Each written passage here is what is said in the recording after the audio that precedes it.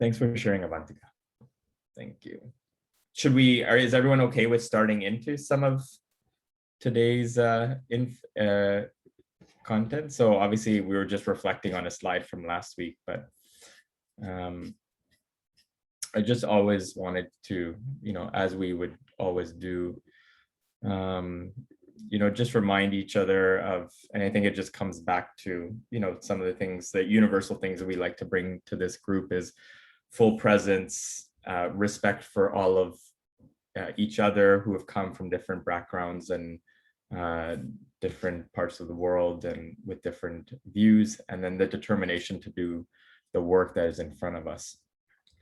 I always like to remind ourselves of this quality of humility we're trying to develop, and the two things we should always try to remember are the good others have done for us, and in this trying to be in the space of gratitude. And the second thing is the bad we have done to others, which keeps us in the space of always wanting to be better and improve. And the two things we should try to, as best as possible, not necessarily completely forget, but let go of is the bad others have done for us, but more specifically, the feelings that come with that, and the good we have done for others. So we don't get too overly attached or develop a high estimation for ourselves. So I'm just going to bring in try to harness the best potential by giving thanks. Om Gyanti Mirandasya Gyananjana Shalakaya Chaksur Militam Yena Tasmai Shri Gurave Namaha Mukam Karoti Vachalam Pangu Langete Girim Yat Kripata Aham Vande Shri Guru Dinataranam Vanchakalpatrubhyascha Kripa Sunda Evacha Patitanam Pavanebhyo Vaishnavebhyo Namo Namaha. So as we always repeat, we are without knowledge, but the teachers that have come before us have opened our eyes with the torch of knowledge, and we offer our respects to them. The second verse is we offer our respect to our teachers who, as I like to say, can make the impossible possible. And the third is giving respect to all of those that have gathered who are seekers of the divine and can fulfill the desires of everyone, because we are full of compassion for all. So thank you so much. If everyone remembers from last week, we left off under this topic of understanding the terrain. And so understanding the terrain really refers to I'll just provide a little bit of context. Sorry, I'm just going to stop sharing for a second so I can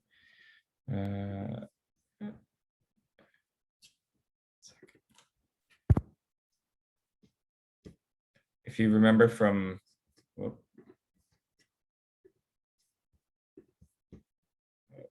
technical difficulty. If you remember from last week, we're just as a reminder of where we are. We're in this section where we're talking about the three teachings of Sankhya wisdom in the Bhagavad Gita, and we really define Sankhya as knowledge that yields sharp discernment. And the three elements, and we started last week by finishing off the first element being remembering who we are, and that really is getting to this point of trying to see ourselves beyond this physical body.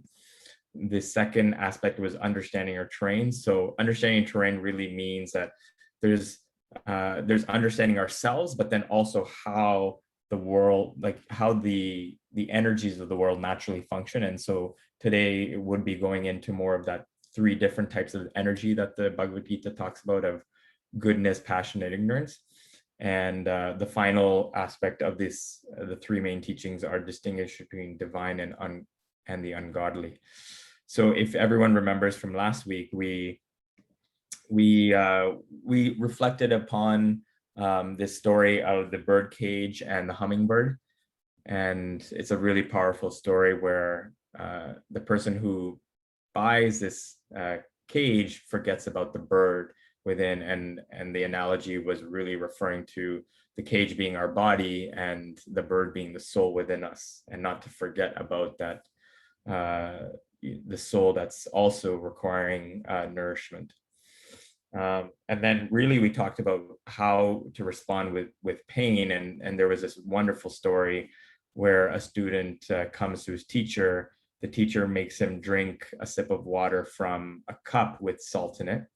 And obviously the person says, the student says that it's really salty, but when he comes to, drinking the same water from a lake, the teaching was like, when pain comes in our life, to become that lake and to try to expand our level of understanding beyond the current situation. And this become the lake really refers to, Simon brings this up many times, but going beyond the narration of our own story. And so it was a really powerful analogy to bring to really any challenge we're facing. And I think the current situation in the world really, really requires us to, also expand our own, like our viewpoints to become the lake. Otherwise, it's quite easy to become just very, continuously negative and sinister. Please, Avni, share. So I'm very grateful. That same day that we read the story last week, I found myself in the glass in the afternoon, and I was with a friend, obviously following my daughter in the golf course, and I was in the glass, and then I literally took me a few seconds, and I thought, oh, this is why I heard this story. I retold that story to my friend, and I took myself and I became the lake. I tell you, it helped me so much. So I'm so grateful. It was a wonderful, wonderful experience that I used that day. So I just wanted to share. So yes, thank you. Thank you. It's always nice to hear the practical applications of when we were able to the knowledge comes to us at the right time when we need it for really the practical application. Because sometimes, we know many things, but like, man, how did I forget that in this situation where I really needed it, right? So I love hearing those types of, I feel there are also different types of aha moments in our life, right? So.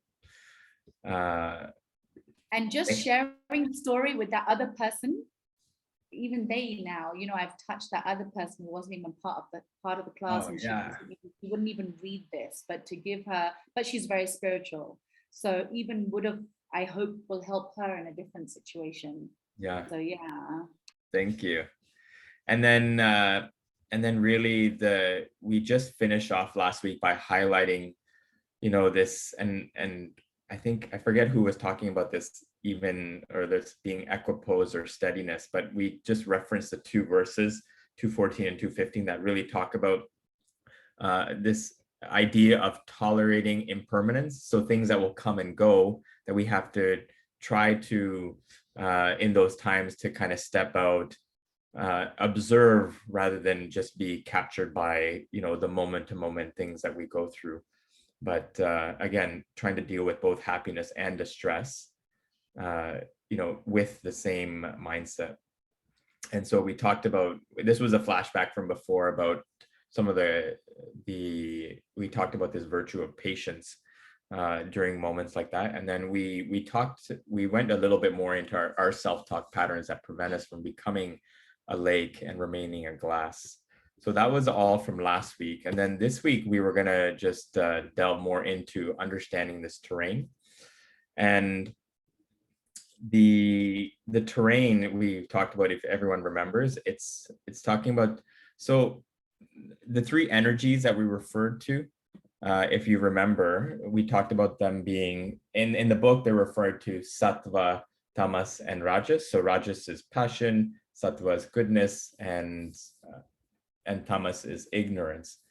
And in Sanskrit, the word that's used, and we're just defining a term right now, is gunas. So the three gunas, or you can consider them to be, like, a very simple way to understand it is like the ropes, or what binds us, and pretty much every, these energies are constantly existing in different proportions or variations so they're always there. It's never like there's a moment where they're completely gone or we're not bound. But a very specific question is addressed in this chapter where Arjuna asks Krishna, what does it look like for someone who is, overcome these three gunas or these energies, and so that answer is given. But I just wanted to kind of start high level, and this section of the book is a little bit more information, but just starting high level about what each of the gunas looks like, and this is all found in the book. I've just kind of brought it all together. But this sattva or goodness, Simon mentions, there's this. It's characterized by mindfulness, tranquility, and wisdom. So a sense of being well thought out, approaching things in a balanced state of mind, and being conscientious, to be the ability to choose. Whereas rajas or passion is characterized by anxiety, strife, or this constant dissatisfaction with what we have or what's going on. And then finally, tamas or ignorance can be this energy described by a sense of lamentation, self-pity, resentment, anger, frustration, other emotions. I mean, he lists out many, but these are some of them. And so this is, again, just a very high level view of, and if we start with this as a framework, then when we look at each individual, when we look at individual aspects, like we're going to look at communication, we're going to look at action, we're going to look at a variety of things. If it's under the this lens, then it's you can easily determine what would characterize something in this area. So before we get to that, I just wanted to read this wonderful section from the book that we can just move to right now. It's, in fact, if everyone wanted to just move to section, I'll just tell you the page, and then it's a great section. So section 3, I was hoping someone would be willing to read. It's on page 242, and it's on communication, but it's a story that kind of highlights what we're going to go into. It starts with, I hardly made any progress. If anyone wants to read, that's great. Avni? I wouldn't mind giving someone else. I just, why I like to read it? Because it sinks in. I think I'm auditory also. No, it's fine. Do you mind if I read? I probably can't pronounce a few words, but can I read it? Does Sure. everyone mind? Huh? Okay. I hardly made any progress on my assignment today. My friend Wendy confided. Every time I want to work on it, something comes up and I get sidetracked. Wendy was in her late 20s with 3 children. She had her first child in her late teens. Now that the children were older, she was taking a degree course in journalism. Her mother, Janine, keen to correct Wendy at every turn, signaled her disapproval. If you keep letting yourself get distracted, you'll never get that assignment done. You'll end up flunking the course, and then what? Why do you always have to criticize? Wendy sprang back. Of course you'll do well, darling, Wendy's partner, Horatio, assured her. I have no doubt about it. You'll always do well. Horatio wasn't as sure as he made believe, but the tension created by Wendy's anxiety made him feel uncomfortable. So his instinct was to stifle it with reassurance. This was easier than listening. Horatio's definitive assurance made Wendy feel under even more pressure. She felt silly for voicing her fears. Why don't you try blocking some time off for your assignment? Horatio now counseled. Shut your office door, switch off your mobile, and don't log into Facebook or check your emails. As Robin Sharma would say, tight bubble of total focus. Wendy didn't say anything. She didn't need advice. She needed to be heard. I know what you mean, Wendy's brother Joe declared enthusiastically. He had been waiting for his turn to speak. I have been getting distracted a lot lately myself. It always seems to happen when I have a big deadline looming. Just last week, I needed to complete another financial statement analysis report for my department, and Wendy was getting frustrated. Joe had just railroaded the conversation, making it all about him again. Joe's girlfriend, Susan, noticed. She was a good listener and admired Wendy's courage in pursuing her dream to become a journalist. When Joe finished, she brought the conversation back. Wendy, you said you weren't able to make much progress today. You keep getting sidetracked. Yes, it's almost as if I'm looking for something to distract me. I think I'm afraid whatever I write might not be good enough. Wendy paused. This was a sudden insight for her, an unexpected moment of clarity. She didn't know where her words came from. Suddenly, she understood something important about herself that would no doubt serve her well in life. In that brief interval and the conversation that flowed from it, Susan and Wendy formed a connection of trust and understanding. Intimacy even. They became friends. Thank you. Does someone want to read the next session? Because now it's just going into the analysis of the story.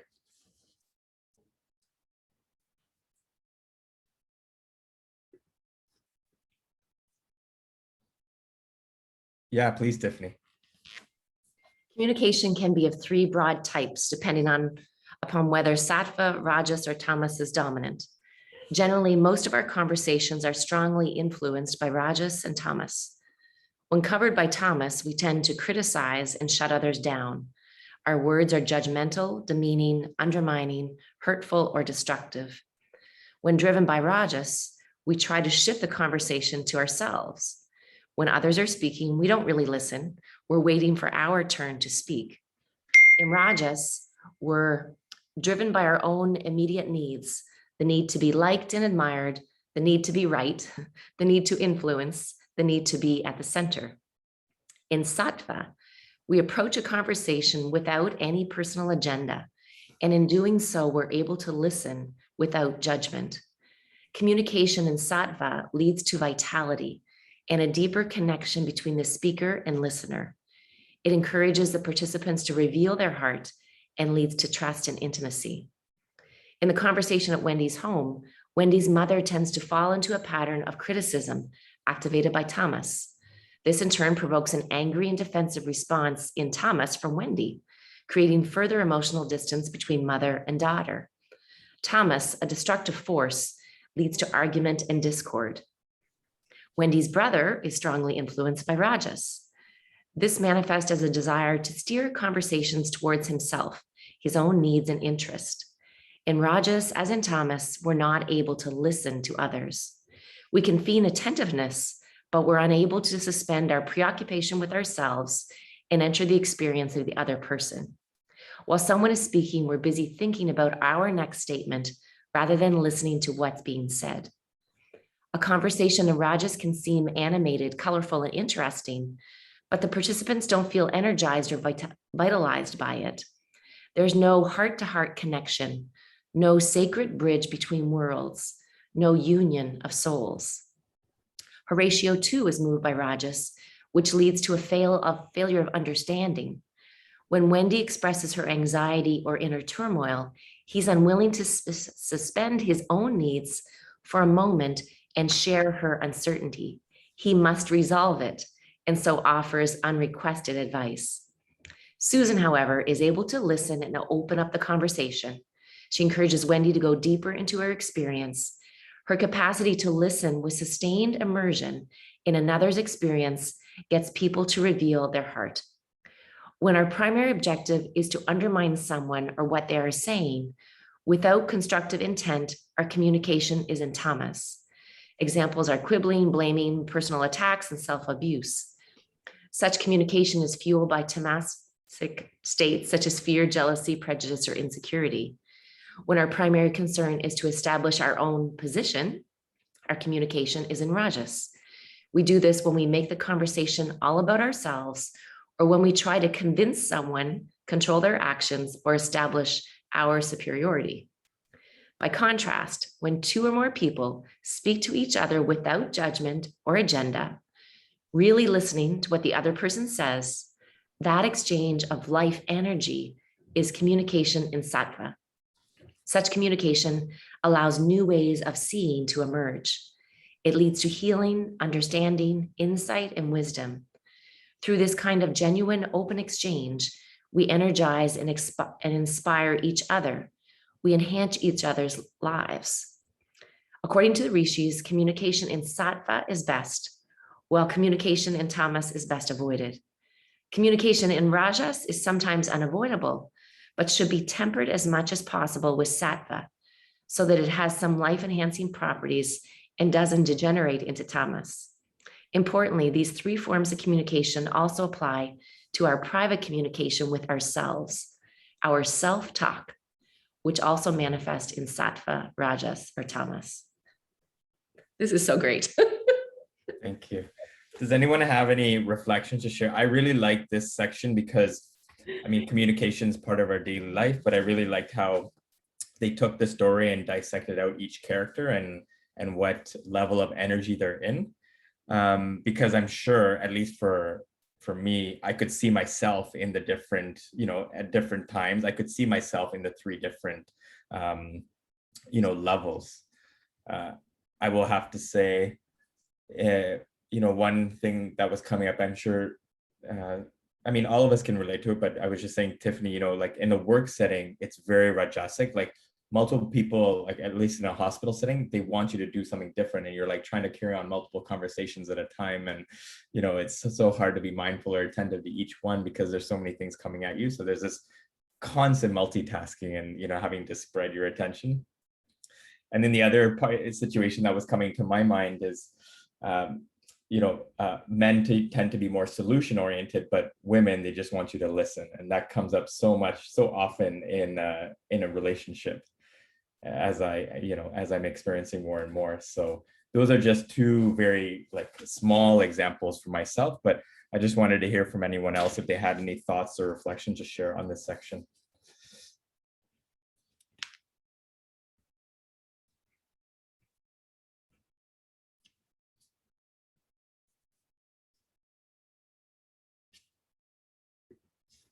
No one? Okay. So I was just wanting to, a way to easily Avantika wanted to say something. Oh, please, Avantaki. Yeah, go. I just wanted to reflect. Thank you. Thanks for catching that for me. I didn't know if I should contribute this, but there's been times in my life where I found it so effortless to be a public speaker. And then there went a time where I found it almost impossible to speak in public or in most forums. And I was so struck by that contrast because there were obviously a lot of transformations taking place inside of me, which, more self-awareness as it came up. I could literally say that there's a diffidence, also almost a lack of confidence in having anything to say or wanting to say anything. And so I love what he said about in our communication or self-talk with ourselves also, there is sometimes, all three elements. And the only reason why I can say that maybe that happens to us is because we have an opportunity to examine our actions, our words, and our thoughts as we grow older, as we become more self-aware, with greater purpose, greater mindfulness, which maybe when we're young, we just say the first thing that comes to it's more reactive and more spontaneous, which is great because spontaneous conversation is always good. But sometimes I think that I don't know if everyone has gone through that phase where you start being mindful, becoming more mindful of what is the need to say anything, if at all there is any. And in my mind, how that whole process came about was, it started off with feeling that there's no need to say anything, actually, most of the times.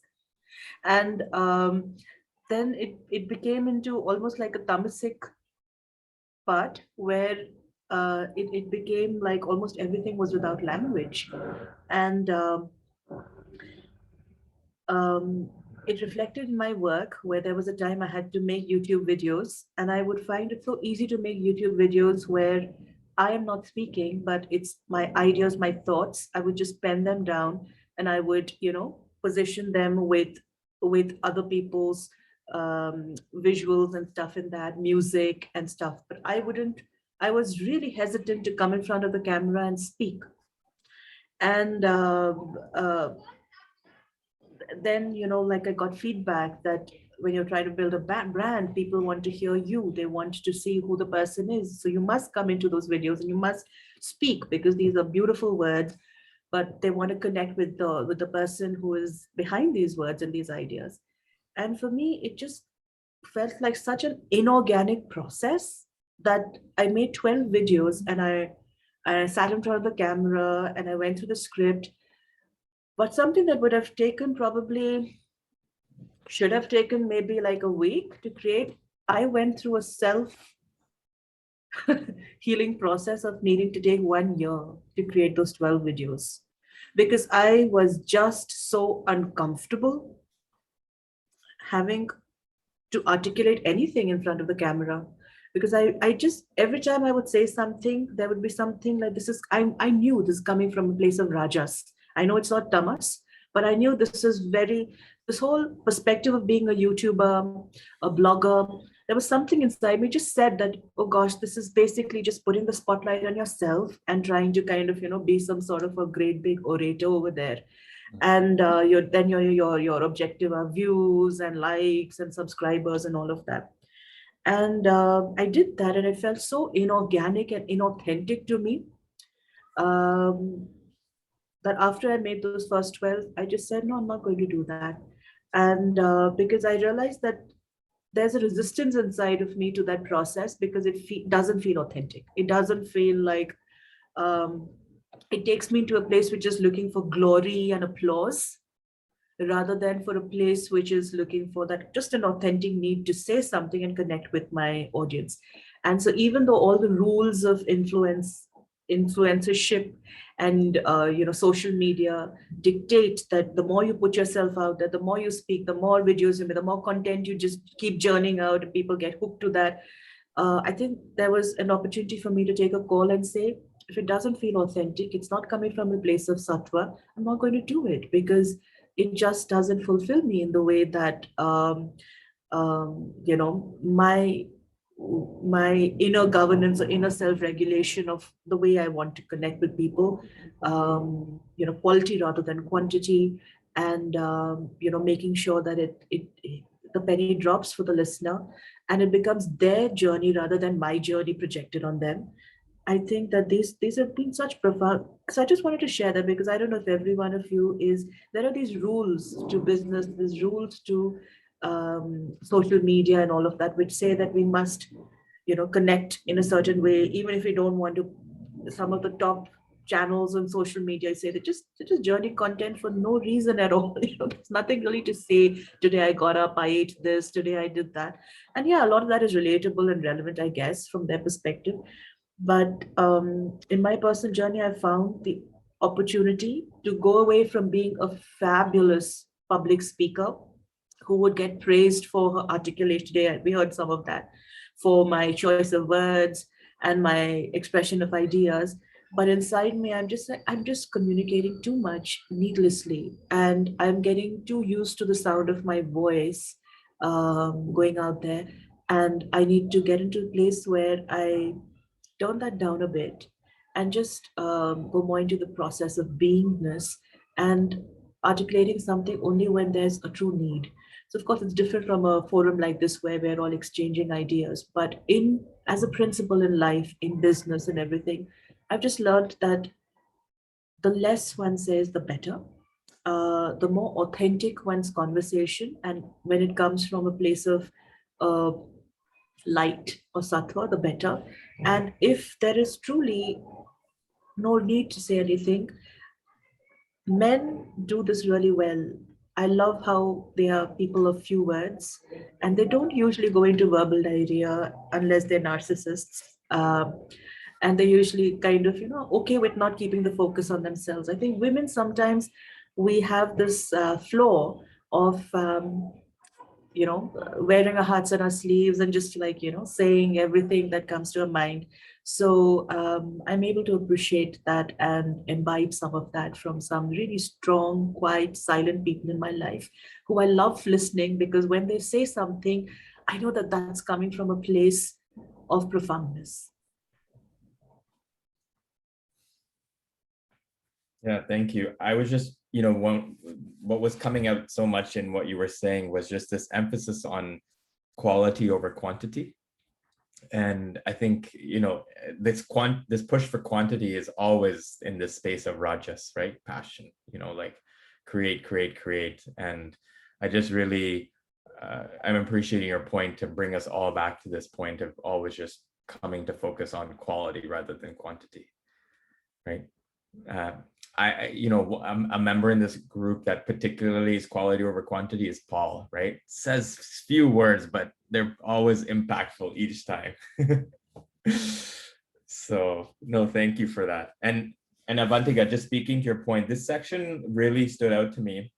And it's just a few lines, but in Rajas, we're driven by our own immediate needs, the need to be liked and admired, the need to be right, the need to influence, the need to be at the center, right? And all of these things just individually on its own, you could just take and really, focus on. This is at the bottom of 244 or in the section where they were explaining.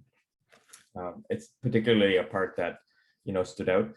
And then another part that really jumped out that I just wanted to, because I thought about us as a group,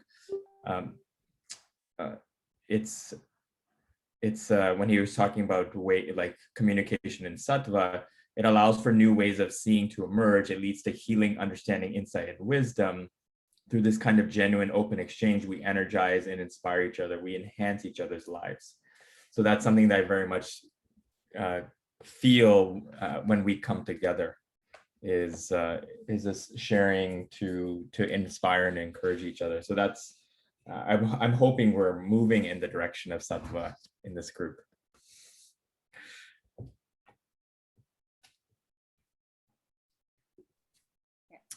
I'm a little bit scared of putting up my hand now because I know I'm coming from a place of rajas all the time. Even to know that is so powerful. Yeah.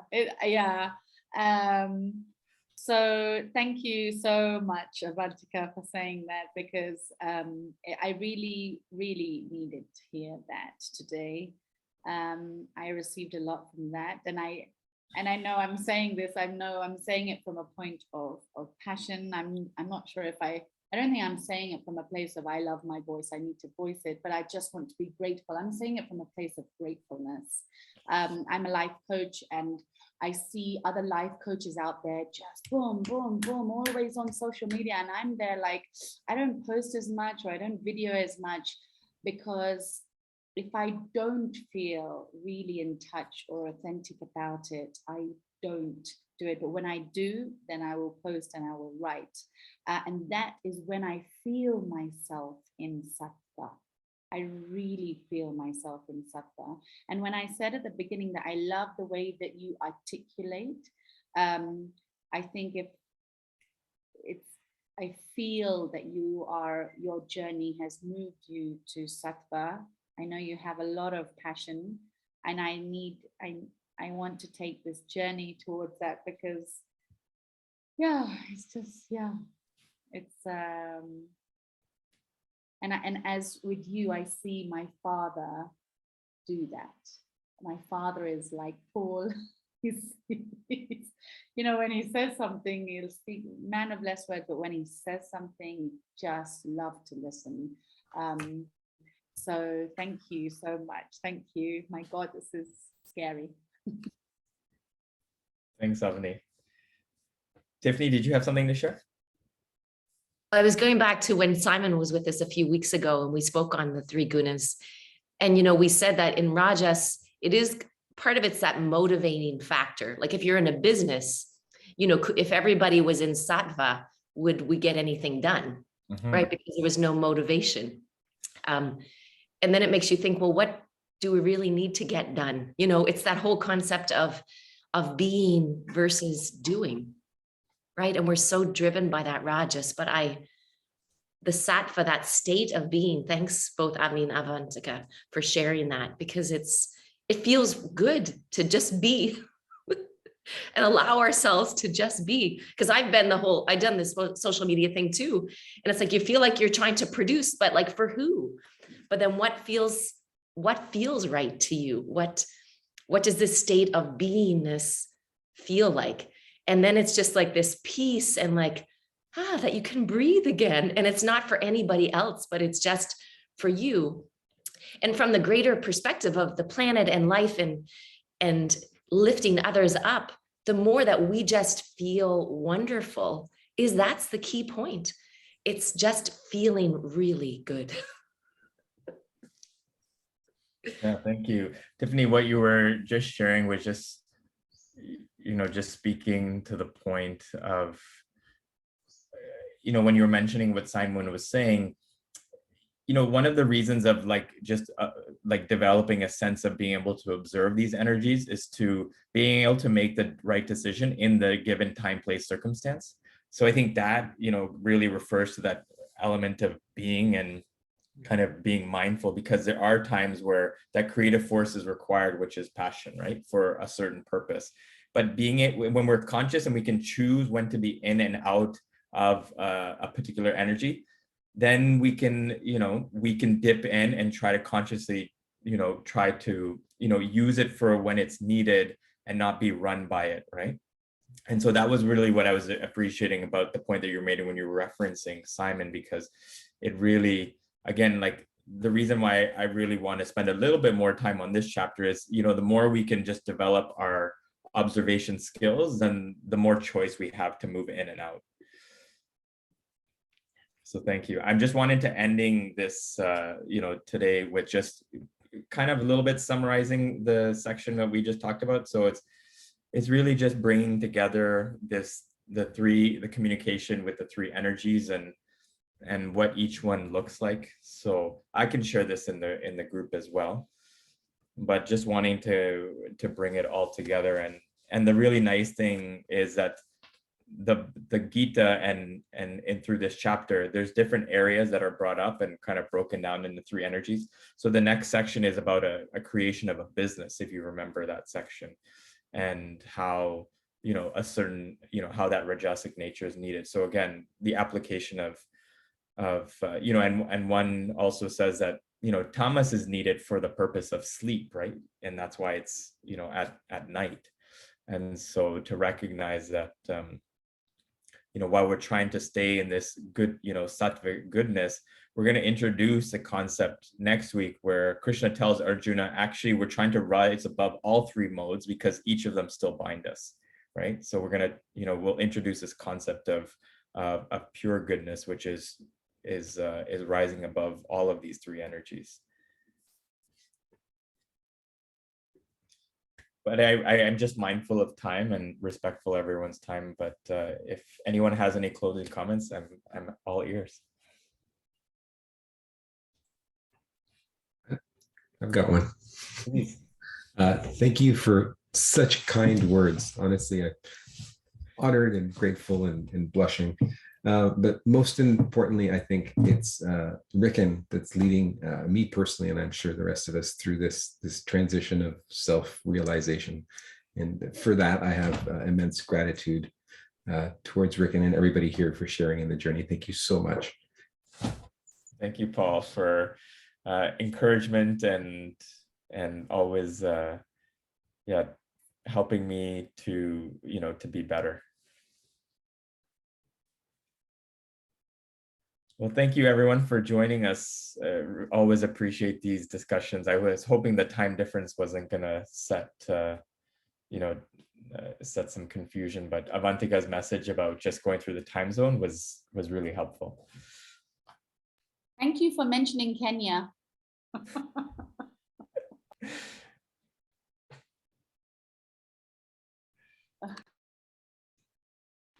Really love you all. Thank you so much, Ricken. Really, really grateful. Amazing. I just can't wait to meet you all, just to be face to face. This has got to happen sooner. Not, please don't do it this year. Do it next year. But please, got to meet, got to meet. I think in that session, when we meet, I'll just be quiet so I can just listen to you.